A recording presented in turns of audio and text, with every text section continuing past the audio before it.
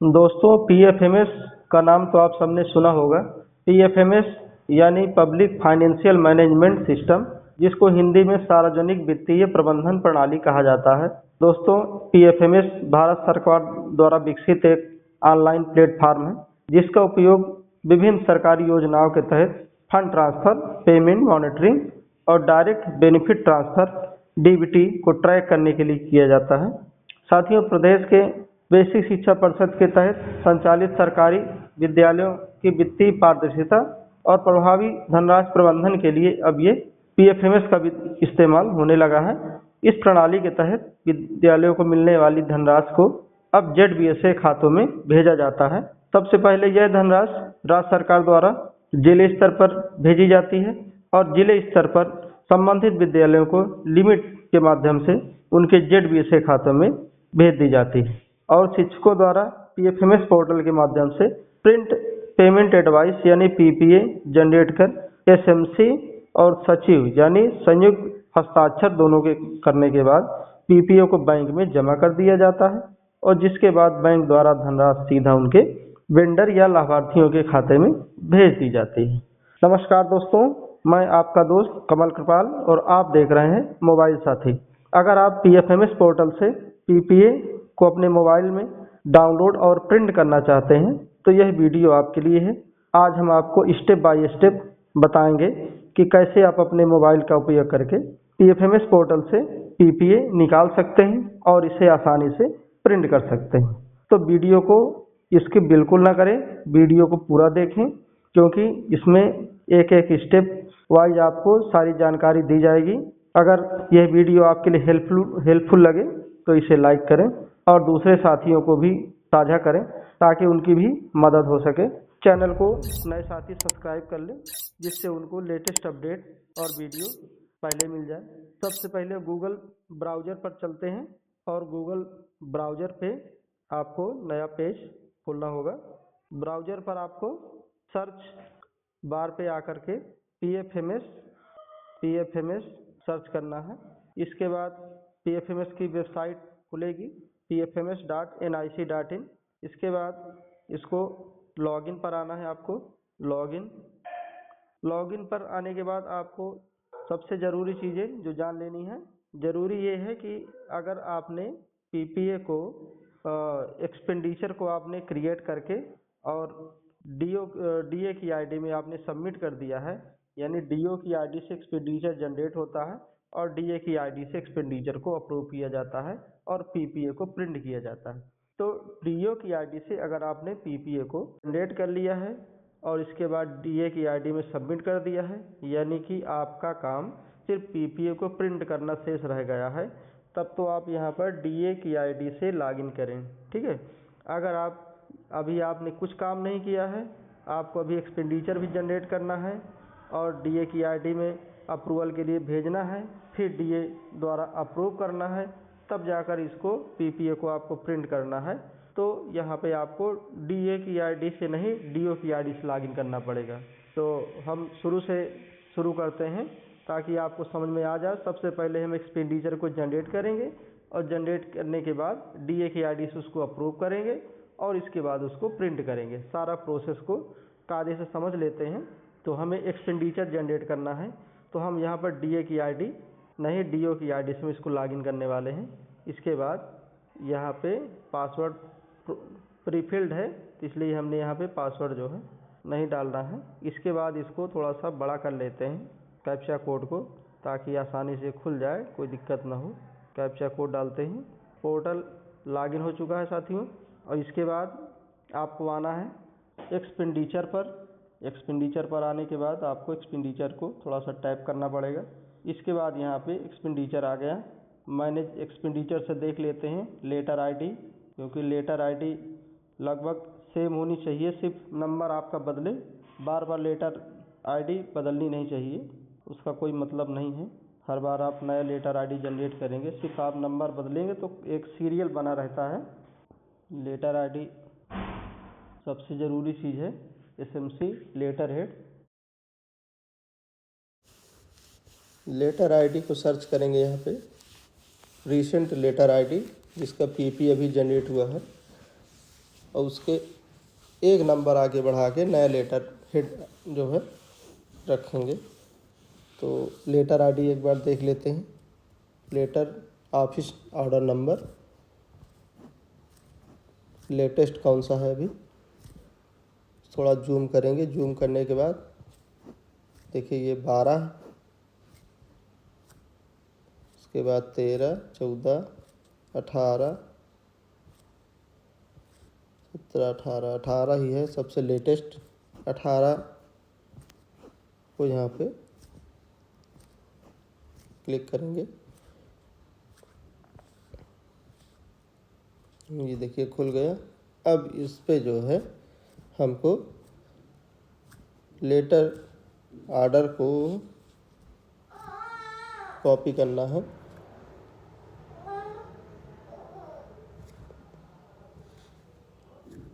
Copy हो गया। अब फिर जाएंगे एक्सपेंडिचर में।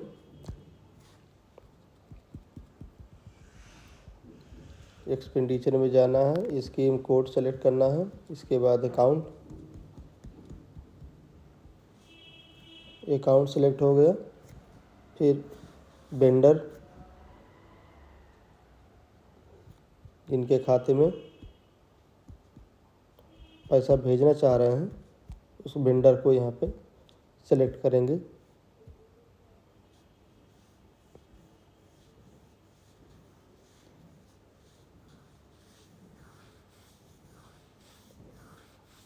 पहले से मैप वेंडर उन्हीं में से एक का चयन करना होता है। इसके बाद लेटर ऑर्डर जो अभी आपने कॉपी किया था उसी में एक नंबर बढ़ा देंगे, 18, 19 कर देंगे। इसके बाद सैंक्शन डेट डालेंगे।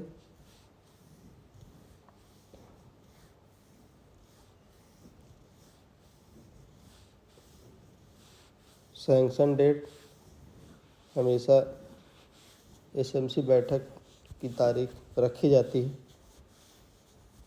इसके बाद अमाउंट, इसके बाद किस मद का पैसा आप निकाल रहे हैं, किस मद का पैसा भेजा जा रहा है, वो स्कीम कोड और उसका नाम डाला जाएगा नरेशन में ताकि याद रहे। इसमें रिकरिंग यूपी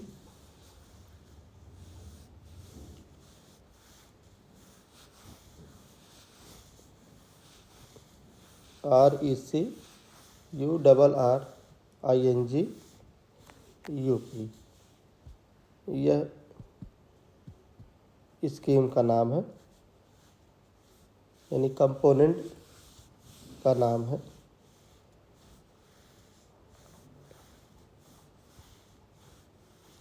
इसके बाद स्कीम कंपोनेंट को यहाँ से 3 लेटर्स शुरुआत के डाल के इसको सर्च करेंगे। REC जैसे डालेंगे तो ये देखिए दिखने लगा।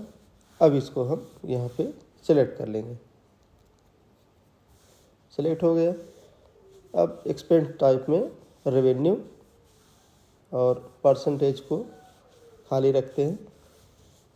परसेंटेज ऑटोमेटिक फिल होता है तो यहाँ पे अमाउंट डाल देते हैं। अमाउंट डालेंगे 1000। अब आप देख सकते हैं परसेंटेज 100% यहाँ पे शो कर रहा है।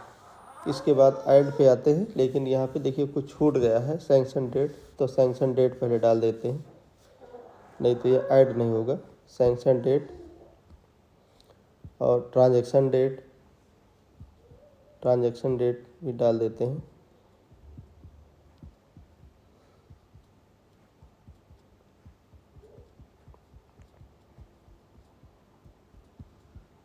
फर्स्ट मार्च 2025 सब सही है। अब इसको ऐड करेंगे।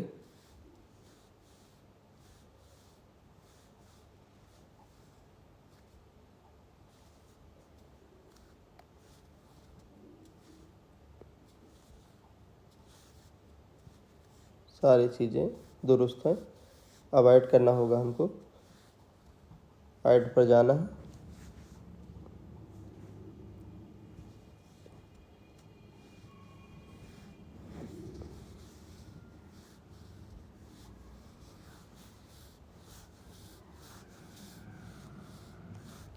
ऐड करने से पहले एक बार सारी चीज़ें आप लोग देख लीजिएगा।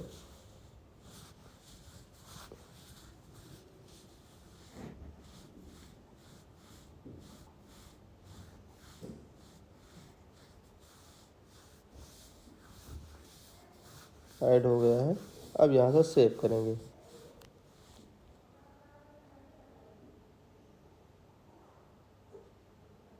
सेव हो गया। अब देखिए यहाँ पर वाउचर नंबर जनरेट हो गया।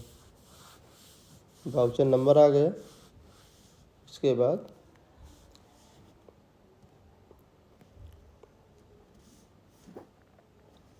एक बार इसको देख लीजिए।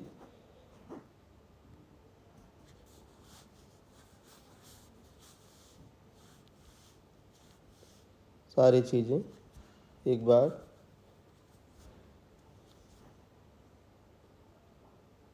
देख लेते हैं, कहीं कोई गड़बड़ी तो नहीं है। इसके बाद इंस्ट्रूमेंट टाइप में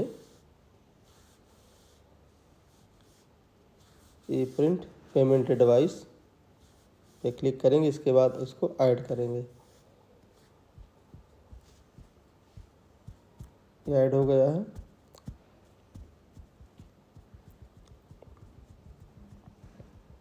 देखिए सारी चीज़ें यहाँ पे दिखाई दे रही हैं। अब नीचे पार्टी नाम,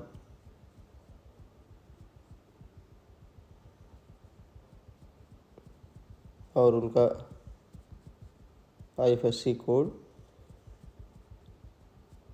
विद्यालय का अकाउंट नंबर, सारी चीज़ें, और नरेशन डालना होगा ताकि पासबुक में जब आप एंट्री कराएं तो नरेशन पता चले कि किस चीज़ का, किस मद का पैसा ये आपने ट्रांसफ़र किया था। पासबुक में एंट्री हो जाएगी। तो रिकरिंग यूपी यहाँ पे डाल देते हैं आप।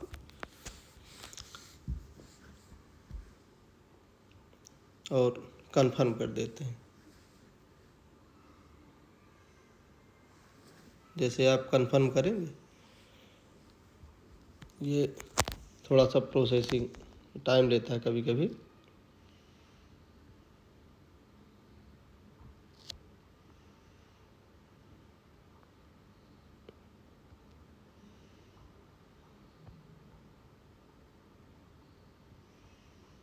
इसके बाद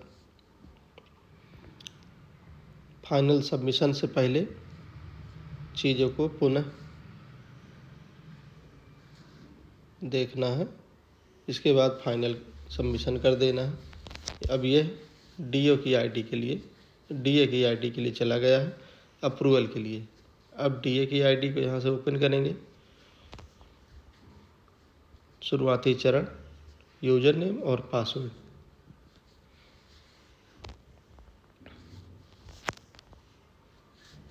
इसको डालने के बाद कैप्चा कोड,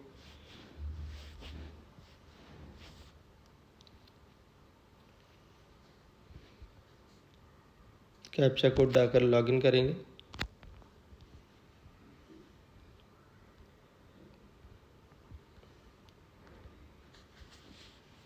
इसके बाद एक्सपेंडिचर में जाना होगा। एक्सपेंडिचर से मैनेज पर क्लिक करेंगे।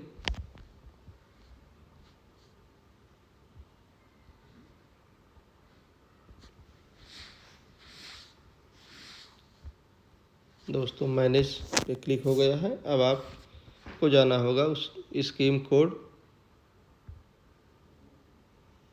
स्कीम सेलेक्ट करेंगे 113,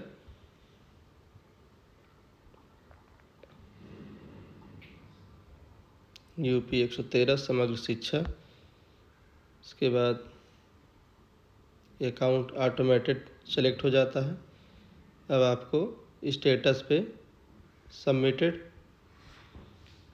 अप्रूव करना है एक्सपेंडिचर को, तो सबमिटेड पे क्लिक करना है। जो भी एक्सपेंडिचर सबमिट हुआ है वो यहाँ पे शो करने लगेगी।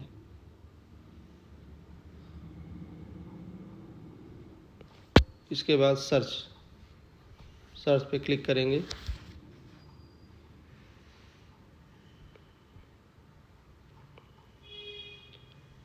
आप देख सकते हैं एक्सपेंडिचर जो सिलेक्ट हुआ था, जिसको हमने सबमिट किया था, वो शो कर रहा है। अब उस पर लेटर आईडी को क्लिक करेंगे तो एक्सपेंडिचर ओपन हो जाएगा। अब हमको इसे अप्रूव करना है। अप्रूव करने से पहले एक बार इसको ठीक से जांच लेंगे, सारे डिटेल्स कंप्लीट है, किसी दूसरे वेंडर को अमाउंट तो नहीं भेज रहे हैं, क्योंकि अभी यह करेक्ट हो सकता है। इसके बाद फिर ये अप्रूव हो जाएगा और 10 दिन के लिए अमाउंट होल्ड हो जाएगी। सब ठीक है, अब इसको अप्रूव कर लेते हैं। अप्रूव में कुछ नरेशन डालेंगे, हम यहाँ पे अप्रूव ही लिख देते हैं।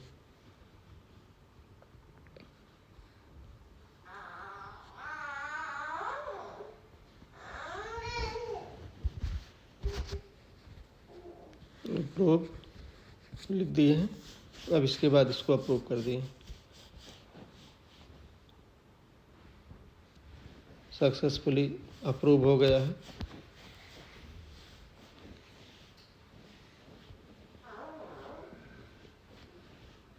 देखिए पीपी एक्सपायरी डेट 11 मार्च दिखा रहा है, यानी 10 दिन के अंदर इसको बैंक में लगाना होगा।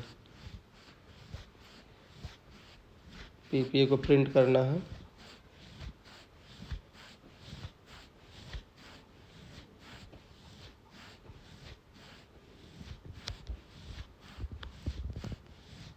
देखिए पीपीए मोबाइल पर प्रिंट के लिए शो कर रहा है। अब स्केलिंग सेलेक्ट कर देंगे, 72% रखेंगे ताकि एक ही पेज में आ जाए। देखिए यहाँ पे पीपीए आपका साफ साफ दिख रहा है। मोबाइल से ही पीपीए जनरेट किया गया है दोस्तों। अब इसको हम व्हाट्सएप या दूसरे फॉर्मेट पे दूसरे को भेज सकते हैं सीधा, और अपनी फाइल यानी कि मेमोरी कार्ड में इसको सेव भी कर सकते हैं। तो यहाँ देख लीजिए, पहले हम इसको एक बार भेज लेते हैं। ये पीपीए मोबाइल से ही जनरेट किया गया है, बिना किसी थर्ड पार्टी ऐप के जरिए। गूगल क्रोम की मदद से ये पीपीए जनरेट हुआ है। देखिए अब इसको हम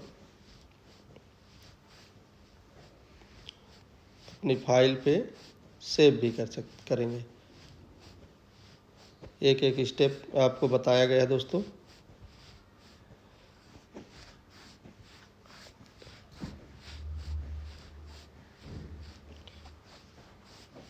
सोशल मीडिया में कैसे शेयर करना है, किसी साथी को कैसे भेजना है, और फाइल पे कैसे इसको सेव करना है, ये प्रक्रिया आपने स्टेप बाय स्टेप देखिए दोस्तों।